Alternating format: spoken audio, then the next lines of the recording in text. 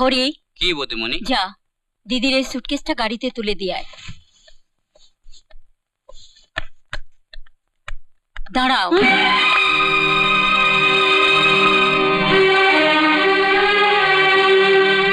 আসার সময় তো তোমার হাতে শুধু একটা সুটকেস ছিল, যাবার সময় এই বাড়তি দুটো ব্যাগ তোমার হাতে দেখলে তোমার শ্বশুর বাড়ির পাড়ার লোকেরা ভাববে কি? তারা বলবে জিনিস আনতে তুমি বোধহয় প্রায় বাপের বাড়ি যাও। তাই বলছিলাম কি, এই দুটো ব্যাগ থাক, পরে আমি হরিকে দিয়ে পাঠিয়ে দেব। সপ্তমী, পরের বার আসার আগে খবর পাঠিয়ে আমি গাড়ি পাঠিয়ে দেব। আমার বাপের বাড়িতে আমি কিভাবে আসবো তা তোমাকে ভাবতে হবে না। বৌমা, বৌমা, এ কি অসভ্যতা! ওর ব্যাগ দুটো রেখে দিয়ে তুমি কি সুখ পেলে? ও কিছু পায়নি, তবে তুমি সুখ কিছুটা পাবে। হ্যাঁ, সপ্তমীর ভাই পঞ্চম এ বাড়িতে ঘুরঘুর করায় কেন যে দামি দামি জিনিসগুলো খোয়া যেত, হারিয়ে যেত, পেতে না, তার উত্তর এই ব্যাগ দুটোই দেবে।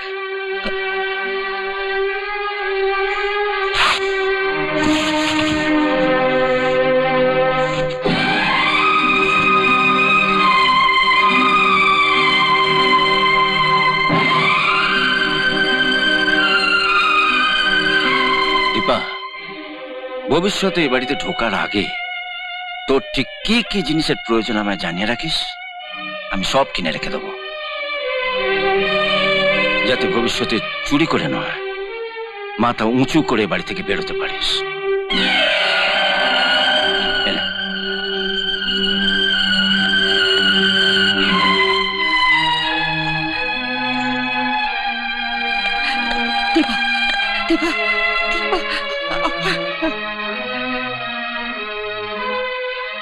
চক্রান্ত, এই সব তোমাদের চক্রান্ত।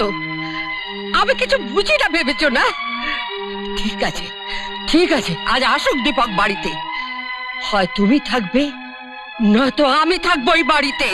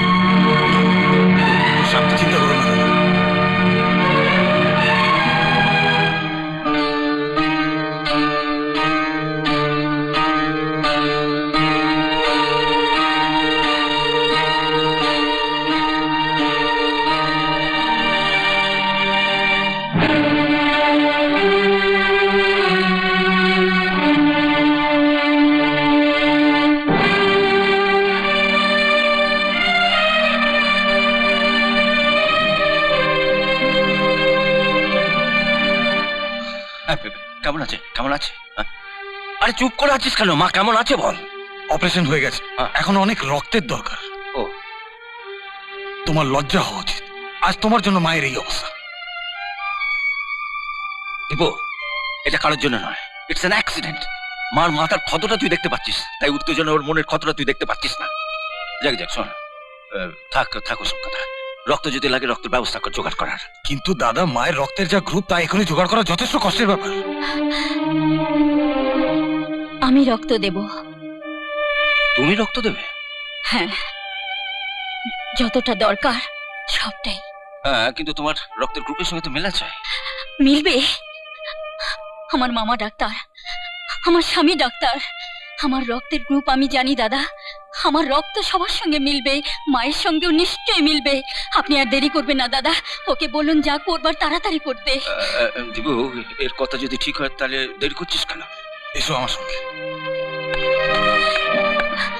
দাদা, দয়া করে মাকে জানাবেন না যে আমার রক্ত তার শরীরে। একটা গ্রামের জঙ্গলি মেয়ে রক্ত নিয়ে সারা জীবন বেঁচেও মা সুখ পাবে না তাহলে। এসব তুমি?